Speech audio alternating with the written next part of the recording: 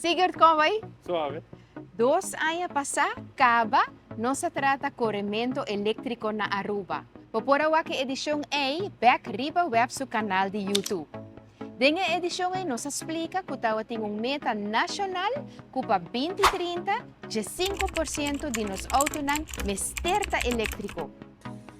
Chargemento de auto elétrico, o popularmente bisa EV, te requer bastante corriente.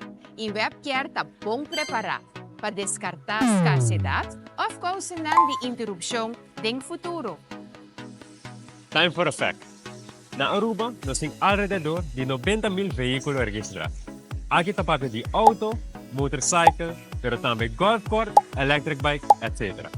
Mais ou menos 1.050 está corre riba corriente. Isso significa que nós estamos na 1.1%.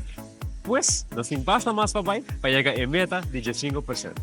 Pero, cada ano, nós mira mais e mais veículos elétricos está vindo a cerca. O mercado de EV está crescendo gradualmente. E se nós vamos em nossa região, a Aruba está quedando de 3 lugares do Caribe, onde trata a quantidade total de veículos elétricos riba caminho. Pues en futuro cercano, nos lo mira más y más auto eléctrico riba caminda. Y ture auto ng A, se carga ng batería. Dos opciones. Puede ser aquí na casa of trabajo con una propia estación de carga o na un punto de carga de Elmar. E investigación amustra que mayoría gente ta carga ng vehículo eléctrico entre 6 horas de tarde y 10 horas de noche. Y ese acaba ta justamente e hora ng peak de corriente na Aruba. Durante a hora ng aquí, e demanda pa corriente ta arriba su máximo, poniendo el red de corriente body de presión. Baja sin comparación. Imaginamos que nos pujasen nos compras solamente entre 6 y 10 horas de noche. E hora tour supermercado lota super druk reinan larguísimo.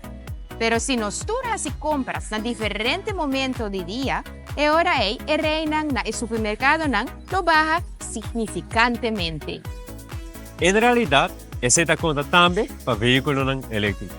Por charge ng tour, pero preferível no no mesmo momento. Junto, no mesmo organizar em matéria de EVs.